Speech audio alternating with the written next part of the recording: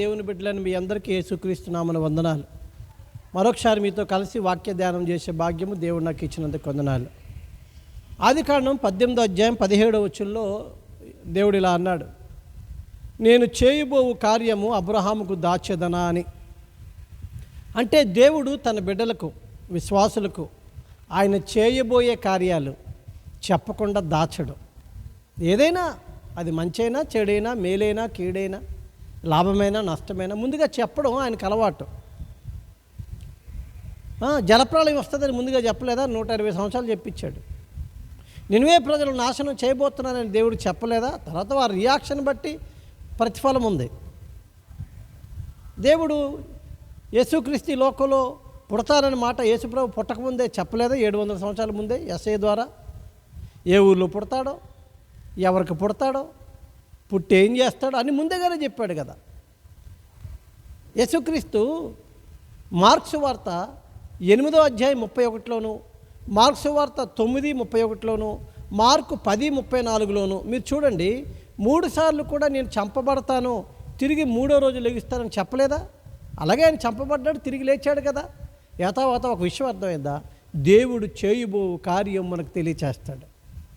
అంతెందుకండి, ఇప్పుడు జరుగుతున్న ఇరాన్ ఇజ్రాయెల్ ఈ యుద్ధాన్ని గురించి చాలామంది రకరకాలుగా అనుకుంటున్నా మనకేమీ పెద్ద కంగారుగా లేదు. కారణం ఏంటి? దేవుడు ముందే చెప్పాడుగా జకర్యా గ్రంథం 12వ అధ్యాయంలో, యెరూషలేమును మత్తు పుట్టించి పాత్రగా చేస్తాను, ఎవరు తీర్చలేని సమస్యగా చేస్తాను, ప్రపంచ దేశాలు వ్యతిరేకమై దాని మీదకి వస్తారు, అయినా నేను వాళ్ళకి నేను సంరక్షకుడిగా ఉంటాను, కాపాడుతాను అని చెప్పాడు కదా. బెంజమిన్ నెతన్యాహు చచ్చిపోయాడని 14 సార్లు చంపేసిన వార్త వచ్చిందంట. కానీ బతికున్నాడుగా, కంగారేం పడలే. దేవుడు తన ప్రజల్ని, యెరూషలేముని చాలామంది వార్తలు పంపిస్తున్నారు కదా. యుద్ధం జరుగుతున్నా యెరూషలేములో తన యెహోవా ఆ పట్టణంలో ఉన్నాడు, దానికి చలనం లేదని నీతిగా దేవుడు కాపాడుతూ వస్తున్నాడు కదా. కాబట్టి దేవుని బిడ్డలారా, ఈరోజు నా అంశం పెట్టాడు. దేవుడు ఏమి చేయబోతున్నా ముందు మనకు చెప్తాడు. కళ ద్వారా కావచ్చు, దర్శనం ద్వారా కావచ్చు, దైవజనుడు ద్వారా కావచ్చు, బైబిల్ చదువుతున్నప్పుడు కావచ్చు, హృదయ ప్రేరేపణ ద్వారా కావచ్చు, చెప్తాడు. అయితే దాని ప్రతిస్పందన మీద దాని ప్రభావం ప్రతిఫలము ఆధారపడి ఉంటుంది. అబ్రహాముకు 2 సంగతులు దేవుడు చెప్పాడు. ఆదికాండం 15వ అధ్యాయము 13-14 వచనాల్లో ఓ సంగతి చెప్పాడు. అదేంటంటే, నీ సంతతి తమదు కానీ పరాయి దేశంలో 400 సంవత్సరాలు వారు బానిసలుగా ఉంటారు అని చెప్పాడు. అదే దేవుడు ఆదికాండం 18వ అధ్యాయములో మనం చూస్తే సొదొమ గుమొర్రా పట్టణాలను నాశనం చేస్తానని అబ్రహాముకు చెప్పాడు. ఈ 2 దేవుడే చెప్పాడు, 2 అబ్రహాముకే చెప్పాడు. కానీ 2 చోట్ల అబ్రహాము ప్రతిస్పందన వేరుగా ఉంది. నీ సంతానం 400 సంవత్సరాలు బానిసలుగా ఉంటారు అన్నప్పుడు, ప్రభువా అలాంటి కీడు నా సంతతికి రాకూడదు, అలాంటి కీడు నుంచి నా సంతతిని తప్పించు అని వెంటనే మోకరించి విజ్ఞాపన చేసి ప్రార్థన చేసి ఉంటే నేను అనుకుంటాను ఇజ్రాయిల్ ఐగుప్తుకి వెళ్ళే పరిస్థితి వచ్చి ఉండేది కాదు.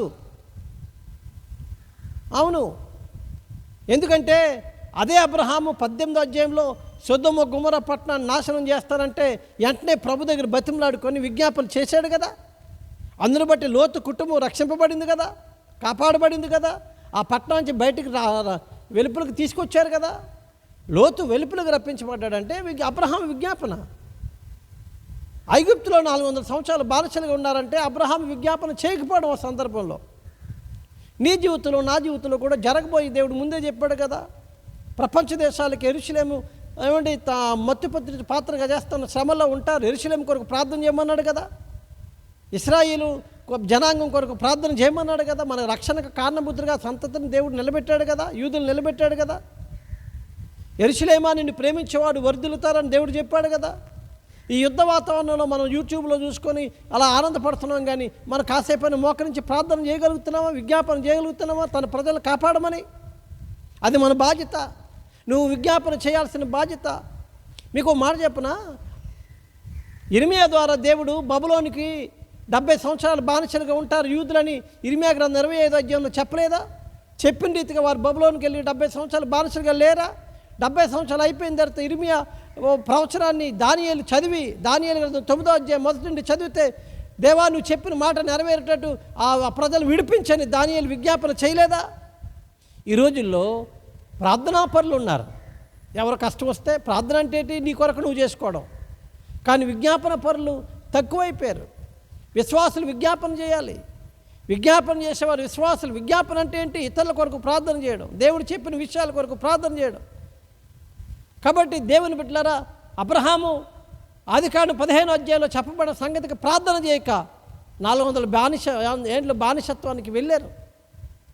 అబ్రహాం 18వ అధ్యాయంలో చెప్పిన మాట ప్రకారం ప్రార్థన చేయడం బట్టి లోతు కుటుంబం రక్షింపబడింది. నువ్వు దేవుని బిడ్డవి, నువ్వు విశ్వాసవి. నువ్వు విజ్ఞాపన చేయకపోతే ప్రజలు నశించిపోతారు. నువ్వు విజ్ఞాపన చేస్తే నశించిపోతున్న ప్రజలను దేవుడు విడిపిస్తాడు. అపోస్తల కార్యాలు 12:12లో ఆది సంఘము మార్కు అని మారుపేరు గల యోహాను తల్లి అయిన మరి ఇంట్లో సమకూడి పేతురు విషయంలో విజ్ఞాపన చేసినప్పుడు దేవుడు అద్భుతం చేసి ఆశ్చర్యకారం చేసి పేతురుని విడిపించలేదా? ఈరోజు ఈ దినాల్లో నీవు నేను యోధా జనాంగం కొరకు, యెరూషలేము క్షేమం కొరకు విజ్ఞాపన చేయాల్సిన బాధ్యత మన మీద ఉంది. ఈ దినాల్లో మరి ముఖ్యంగా సంఘాల్లో ఈ 40 దినాలు ఉపవాస ప్రార్థనలు జరుగుతున్నాయి కదా, ఈ దినాల్లో అదొక అంశంగా పెట్టుకుందాం. ఇశ్రాయేలు క్షేమం కొరకు, యూదుల క్షేమం కొరకు, యెరూషలేము క్షేమం కొరకు విజ్ఞాపన చేద్దాం. విజ్ఞాపన విఫలమైపోకూడదు. విజ్ఞాపన రోజు నువ్వు నేను చేస్తే దాని ప్రభావము, దాని బలము, దాని యొక్క ప్రతిఫలము ఉన్నతంగా ఉంటుంది. ఆఖరి ఒక్క మాట, ఆదికాండం 15వ అధ్యాయంలో అబ్రహాము విజ్ఞాపన చేయలేదు. ప్రజలు 400 సంవత్సరాలు బానిసలుగా ఉంటారంటే టేక్ ఇట్ ఈజీగా తీసుకున్నాడు, ఏముందిలే అనుకున్నాడు.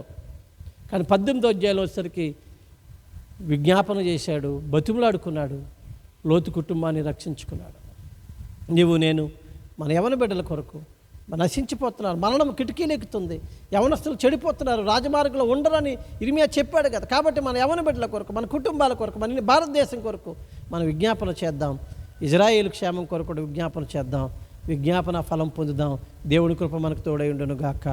ఆమేన్.